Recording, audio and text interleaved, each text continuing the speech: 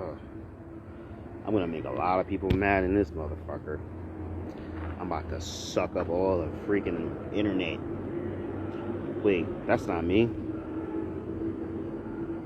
But unfortunately, I don't have my hat. What's going on, world? Lloyd Banks here in the sticks.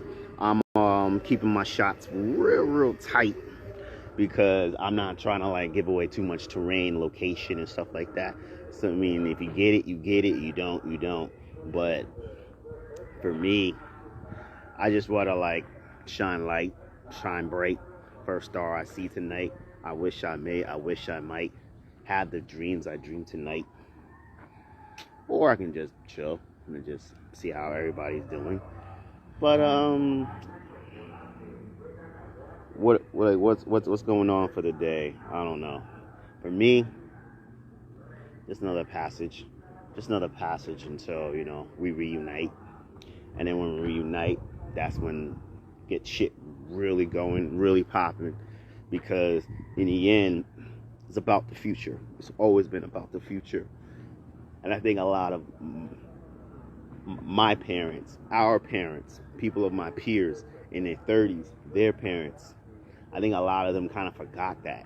And they think they still run things. And it's just like, but you old, you 70, you can't really do shit. You should be like kind of settling down and let me take over the work and let me take over my way. Let me lead. Let me take charge. But the problem with people is that they don't want to lose their power because they've gained power for so long. How do you just give it away? Simple. The power don't last forever. You look at any kingdom, any king, any queen, empress, pharaoh. They always have a limit.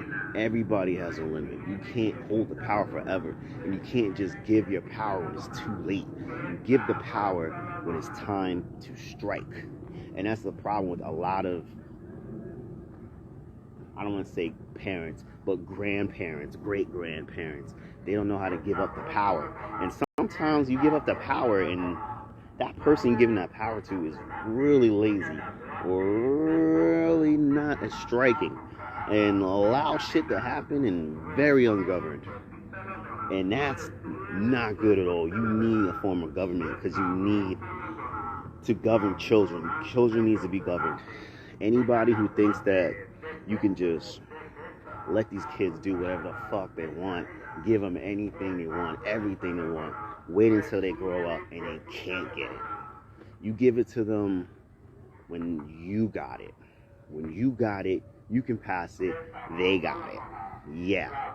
But they still have to learn how to work because once all that stuff is gone, you have to have it in your heart to build it all back up because if you don't, you're just going to end up, and I really don't like shooting like this real quick.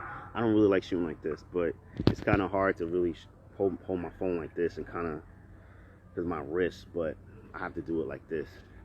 But when it's all gone, you have to they have to know how to build it back because if you're gone and all that power is gone, they need to learn how to repower.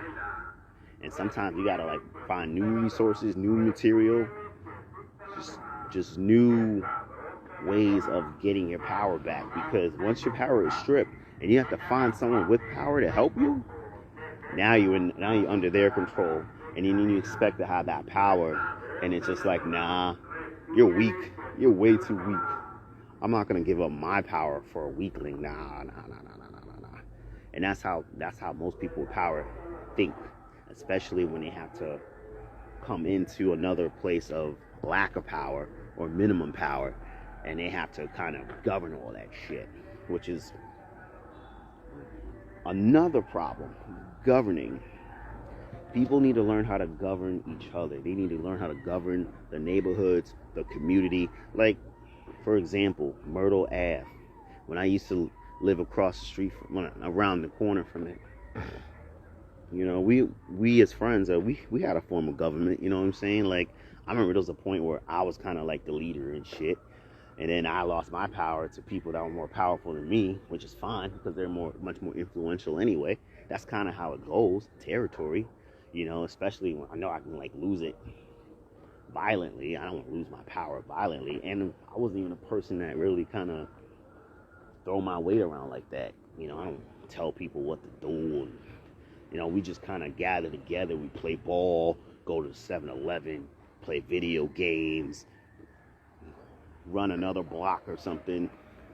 But that's kind of how we roll, you know. And I don't know how it is once I left. Once I was gone, but I already lost a friend. A lot of people moved. I don't even know if the block is still the same no more. I don't even know if people come out to play no more. I don't know. You know, I haven't talked to anybody like that about that. But that's just kind of how we need to kind of take care of our communities. We need to kind of make sure that we can protect ourselves so we don't have to need the police. Because once we need the police, now we're under their power. And sometimes their power is not all that great. You know, especially in black communities that trying to get gentrified. So, you know, there's much more black Latino struggles. Black and Hispanic troubles. You know, and speaking of black and Hispanic troubles, this whole idea of like trying to figure out the next move, now realizing that you're being played for fools. It's like we need to do what we did without the guns, and sometimes we gotta be willing to die for it. Because imagine if our country sees America eradicating black and Latinos. They're not gonna like that. They're not gonna like that at all. And then they're gonna make Russia look like heroes. They're going to, you know, the British is gonna come back to power. America is gonna be the enemy of the world if they see a lot of. Because think about it. Even though, you know, the territory of America was built by whites, it was really the blacks that were the foundation of everything: electricity, railroading,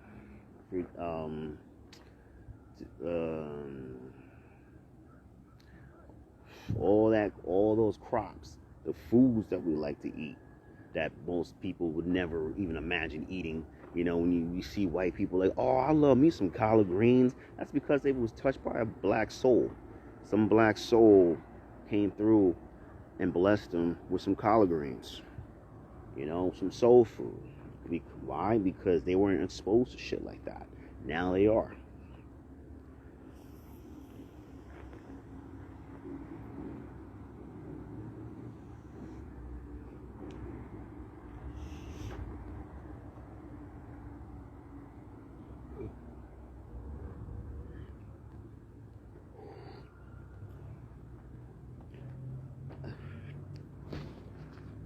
But a lot of music. Think of the music.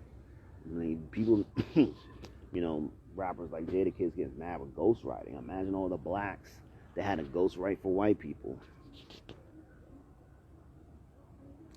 Did you text? I don't think you text me, but did you text me? I feel like you text me.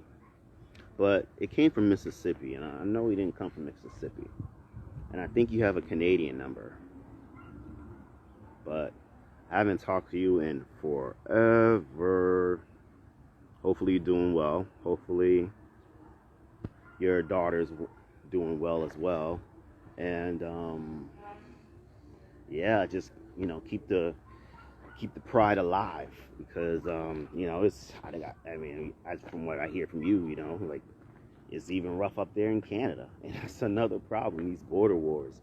Man, these border wars, they gotta cease to, like, look, I get it. People are trying to, trust me, I miss talking to you too. Like, and especially since I've been out of Twitter, like, I really haven't, like, been using my freedom of speech to kind of, you know, just kind of speak my truth and my theories and my stuff. But even just talking to you on a personal level, just, you know, seeing how your daughter's doing, telling you, you know, my situation. I don't want to go too crazy on that, but yeah, it's just, whew. Honestly, for me, like, it's really not that bad. Like, I mean, I'm in the sticks, I'm in the boonies right now, So I got all these gnats and flies and mosquitoes to worry about. But other than that, like, it wasn't as crazy as it was like last month. Like last month, I almost lost my apartment because they thought I was dead or in jail or something. I'm like, why do I be dead or in jail when, like, you know, the one week I decided to disappear. And it wasn't even I disappeared. I just went away to the sticks to just kind of eat and survive. Like at the time, like I was scratching and surviving, trying to like maintain some cats I had to get rid of, unfortunately, and it breaks my heart. I hate the idea that like we bring in animals. I hate it. We bring in animals, we show them the life, and then we dump them. Like, I hate it. I did it once, didn't like it at all. But I did it. I don't want to get into the details, but I did it to protect. I did it to better my family, just a dash, because we needed the money. And you start to realize selling your soul for money is just not a good idea. And like, it wasn't like I wanted to. I didn't want to. I was gonna just have them around. I'll take care of them. I'll give them like flea medicine. But you know, my landlord, there was 3 babies. It was 3 little niños, 3 little children, kittens. Sorry, I'm getting all twisted with these words. Yeah, you know, and I just feel like when I did that, like, karma came back and haunt me because, yeah, especially what happened then, and then what happened now, and then what happened, okay, that's crazy because I don't think I've ever met her, you know, but that's cool that she remembers me. I'm thankful for that, and like I have to thank you for a lot because honestly, like you are one of the biggest reasons that I'm in the sticks right now, because without your number, I couldn't find them. And if I couldn't find them, who knows? I probably would have still been like, because at the time, like, it was like what, it was 4 months, and and then after the 4 months, after I started to realize like they were gonna do what they were gonna do as far as like my child, like they were gonna do it. And you know, the mom was just like playing games. I couldn't deal with the games no more. Like, don't just sit there and love me while keeping her back and feeding me lies. Don't do that. Don't do that, because then I'm gonna do what I'm gonna do, and I'm gonna move on, and then I'm going to find her my way. Because I try to find her through my family. That was a fail. I'm trying my hardest to do the right thing, and I'm trying my hardest not to do the right thing, which is go through the law. I'm not trying to do all that, because in the end, like, the law, all it is for them is money. It's just money. They don't care about my life. They don't care about reuniting me with my child. They don't care about any of that stuff. You know, they'll just side with them because that's the rule, and I'm out a lot of money. For what? For what? And so I'm trying to do it through the spirits of, you know, religion. No, I don't want to say religion. Religion feels like a cult, but I try to do it in the spirit of the heart. And, I can't say spirit of the heart, but I try to do it for the body of the heart. And I'm going to do it the right way, which is through the eyes of God, I should say. That's the only way I can say it. And yeah, I feel like it's gonna work. I feel like it has to work. It has to. But it really depends on society, which is where I'm getting at with these border wars. You know, like, it's all a controlling factor. That's all. It keeps people in. It's really not to keep people out. It's to keep people in. It's to make people feel like they have to stay there. It makes people feel like they have nowhere else to go but there. And so when you're doing all of that, you know, and especially when people are struggling and they got no money, they got no resources, like they can't apply for any more loans, it just gets crazy. And especially when you start to hear New York and LA are starting to look like they did in the 80s and the early 90s, that's when we need to just tell ourselves, like, as people, is it worth it? Is it worth staying here? Because if I stay, I'm gonna make it worse for my children. And I brought my children into this world for a good life, but all they have is the actual life itself and death, and everything in between them. They're just triggers. They're just triggering towards one thing: death. And I realized that too late. But at the same time, I wasn't really shooting, to say, hey, I'm going to go out and have a child. I already, set in my peace that I wasn't going to have children. And so, I wasn't thinking about it, but, of course, lies. But, hey, it happened. But now that it happened, I want to make sure that, she understands, look, I apologize. I didn't mean to give you death. I know. But why are you still here? You can make it better for yourself and the world.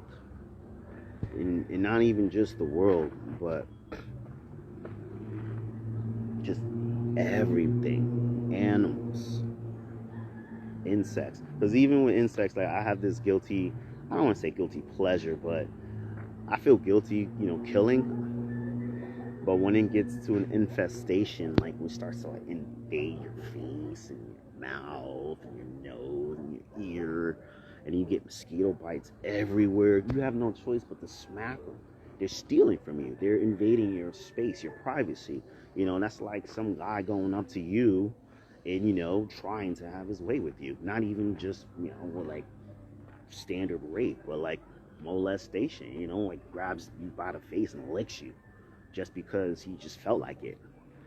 And you don't want that. Why would anybody want that? The same reason why I don't want mosquitoes biting me. Why do I want you to bite me with the possibility of you carrying some infection? I have a guilty pleasure, but I feel like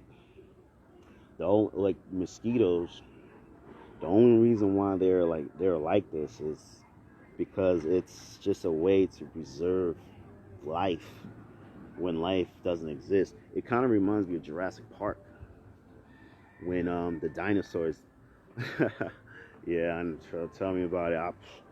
I be taking out a colony, a family.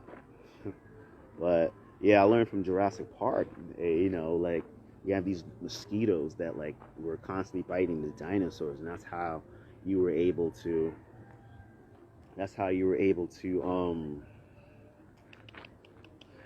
recreate the dinosaurs. And so that's how I feel like the mosquitoes are. And sometimes I feel like the mosquitoes help with evolution too.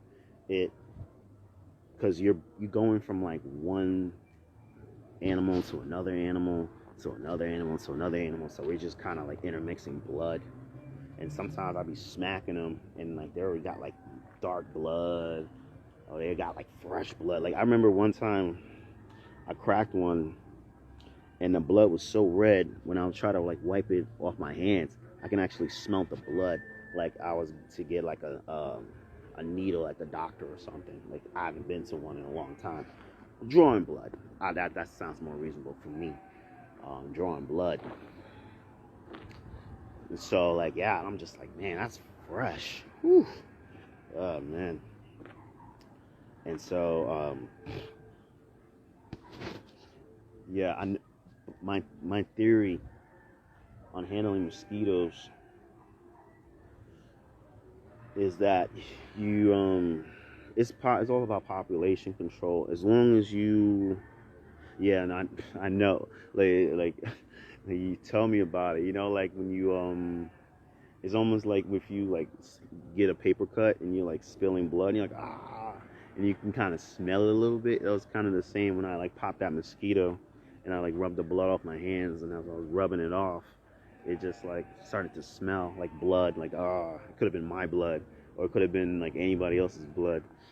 But I know it's within the fam, but it could have been the interim fam. Sorry, I'm gonna keep that in mind, because I gotta be careful what I say on here because, you know, they like I learned on Twitter they like to take like little shit, like little clips, or little, like lines of what I said. Like, trust me, I've seen people try to use my lines against me with friends, and I see them try to use them against me as far as like trying to prove some point, like some dark point, like, okay, that's dark.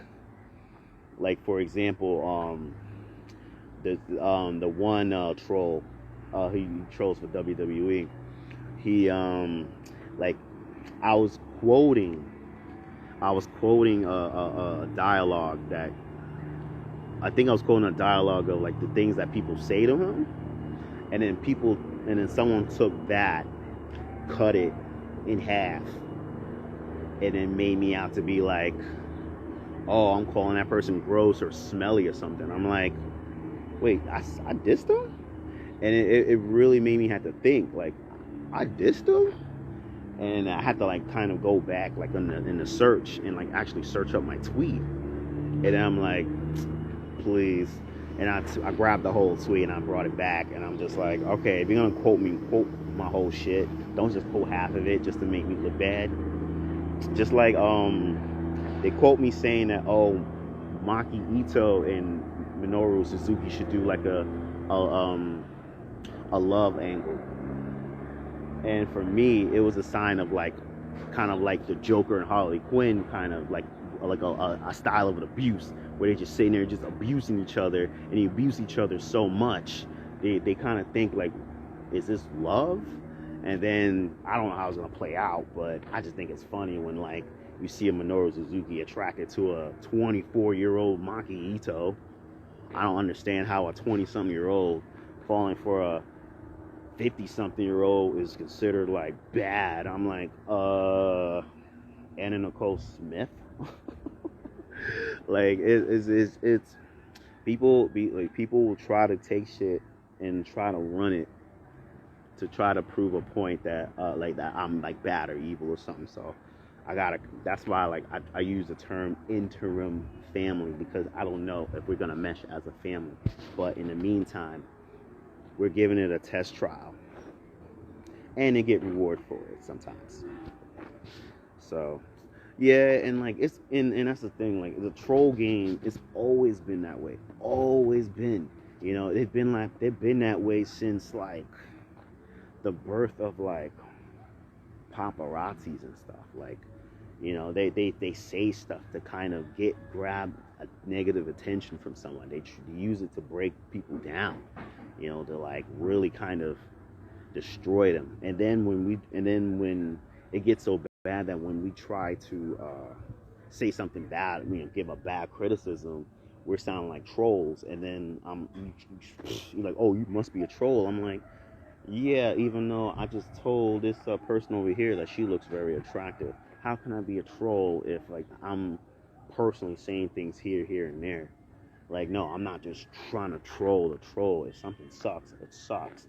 And then when I say it sucks, and it's starting to suck. I try to tell you, it sucks. like even some of the critics that always defended shit say that it sucks. Okay, AEW. I'm talking about AEW. But yeah, like I've been said that it sucks. I've been said the booking sucks. I've been said the locker room mentality sucks. But every time like you say it sucks, they try to like, you know, make me out to be a troll, and I'm like, I'm not a troll. I'm just saying it sucks. You know, you always talk bad about AEW. Well, it's not doing good shit. But when I start saying good shit, now they have nothing to say. Like, oh, I appreciate Toni Storm and her sexy body. But we don't need sex in AEW. But I'm like, your shows are boring. Your shows don't bring nothing. They're just good matches. Who cares? Who cares? Bring something. And you say things like that, and then they get into their little. You can tell like who human, who are bots, and who human bots and automators, because then there are automators. Well, automators are bots. There are 3 different types of trolls. I can't remember them off the dome, but The troll game, like that unfortunately, because it's like when you create the internet, when you created the internet, you needed a population, and what better population to grow the internet than with trolls? And then you have and then you carry these trolls through time, and they just evolve like everything else. They troll about this, they troll about that. Some people like multi-troll, so then you troll for this, troll for that, troll for this, troll for that, blah, blah, blah, blah. And then you're trolling for like 8 different things. And then especially if like you're sitting there trying to troll for everything that's pop heavy, and so you troll for this, you'll troll for that. And then it's funny when you see the trolls switch sides because their side is losing, and that's kind of how they roll. They don't really have a care or feel, especially now that you can translate any language in any other language and then you can study the language so well that you can correct your grammar if you need to, i.e. English and Spanish. It's just simple. Some people are trying to learn Japanese.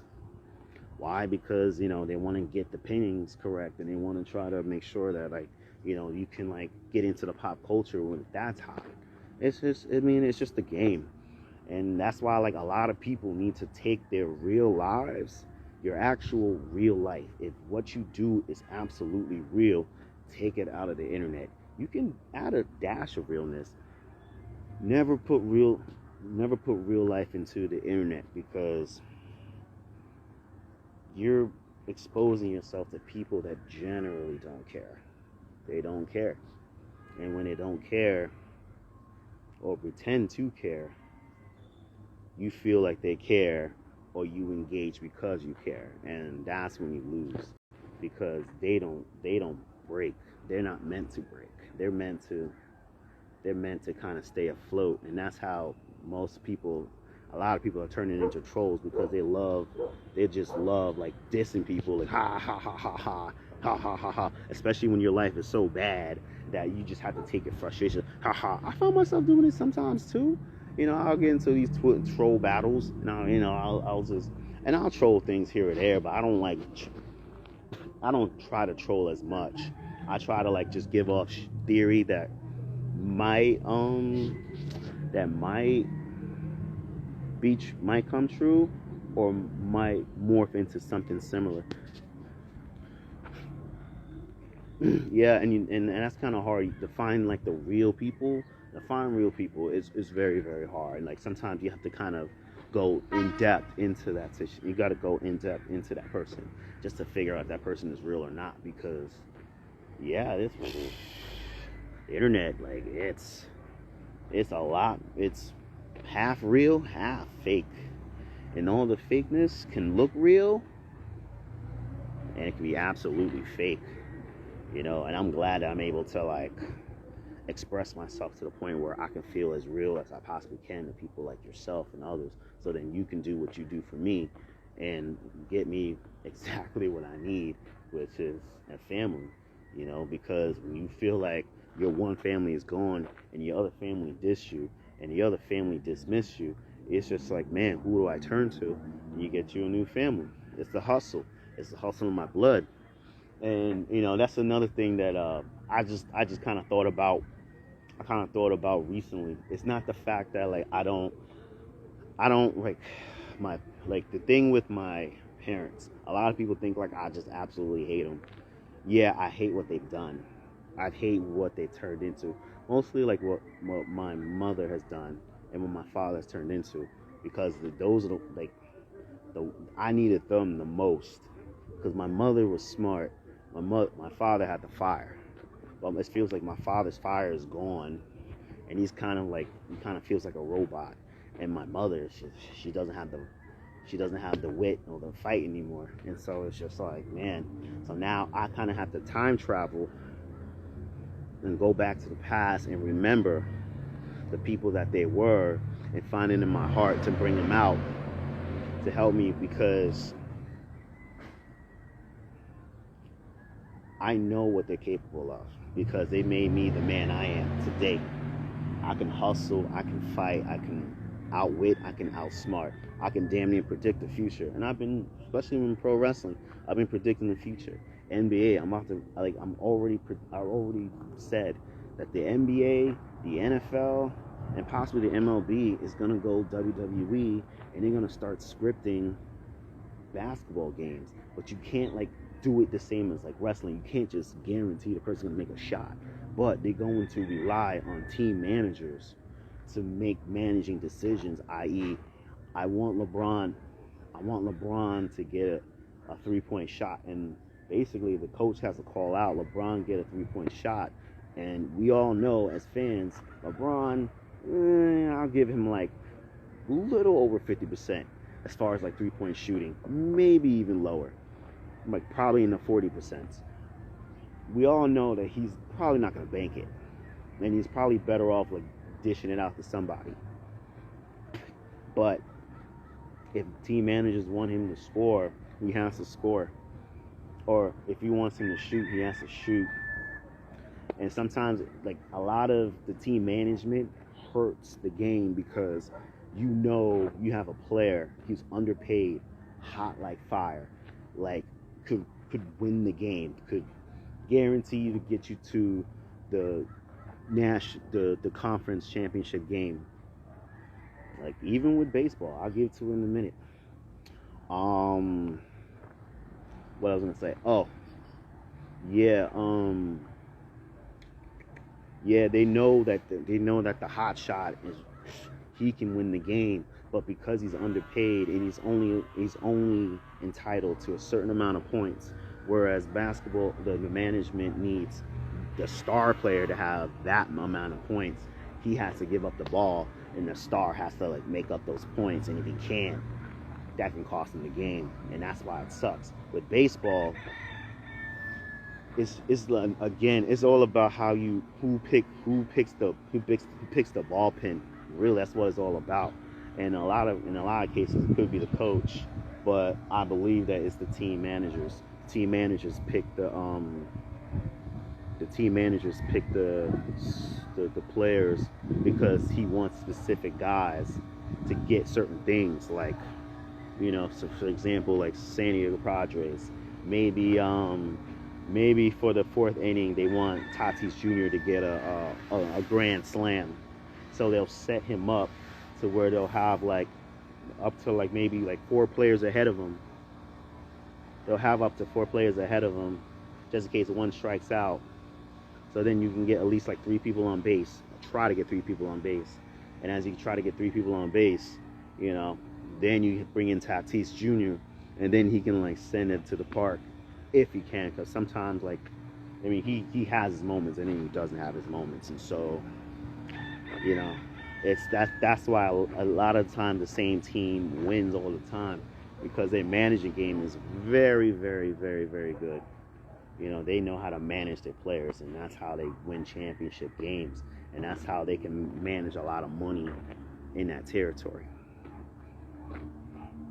But yeah, the game of sports is changing, and before you know, like the Michael Jordans, the Bo Jacksons, I'm trying to think of all the legends I remember, and like all different sorts of sports, even the Mike Tysons.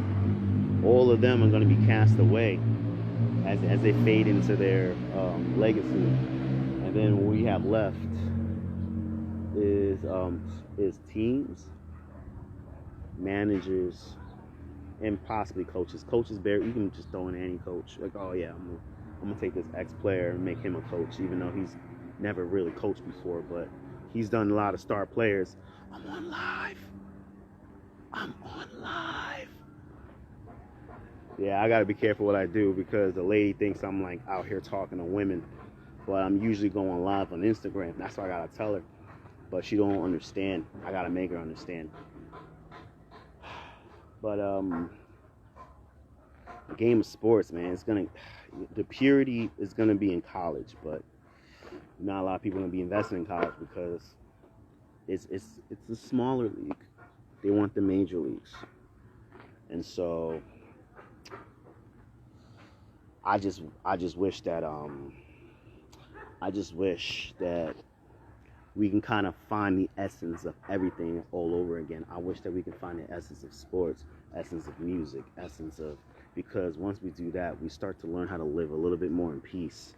and we don't have to worry about watching our backs, so we're not trying to like, oh, don't worry, I'm not cheating, I'm just on live. You're cheating. No, I'm not. But because of the people's past, they they incorporate into their futures, and then they assume stuff. And so, but hopefully you're doing well. I want everybody to stay strong. I want these guys to stay strong. It's just one of those things where like I just want the world to get better. And being a New Yorker that ended up going out west and south of the border, like I want people to learn how to. And you too. You being from originally where you from, then you went up the border. People just need a little bit more adventure. And if you need new adventure, go on new adventure. And that's what I'm going to show them. Adventure. Adventures, you discover new things. And sometimes you don't even need all this stuff, materialistic stuff. You just need an adventure. And that's kind of where we lost it. We lost it somewhere when we feel like we needed to collect stuff. We needed to have it all. And then you don't even have the space to have it all. And then when you need to move it all, you have to leave half of it behind, and it sucks. So I'm gonna go. And on that note, as long as we come together and invest in the future, and make sure we protecting our kids and each other's children, that's what's gonna really help the world. And stop focusing on ourselves, and stop worrying about what we need for ourselves, and start pushing what we need for our children. And that's how it's gonna that's how things are gonna get a lot better. But anyways, it's good talking to you. I'm gonna cut out. We'll get in touch. To everybody else viewing later, thank you for watching my video. Be sure to just stop by, say hi if you want to. If y'all need my number, I can give it to you. I'm free as an open book. I'll talk to anybody about anything, not about relationships, unless it's about who. But oh yeah, it's just the one thing I miss the most. That's all. But I know I believe I get it. I believe I'll find her again. I will. Yeah, and once we heal our future, we can heal our past.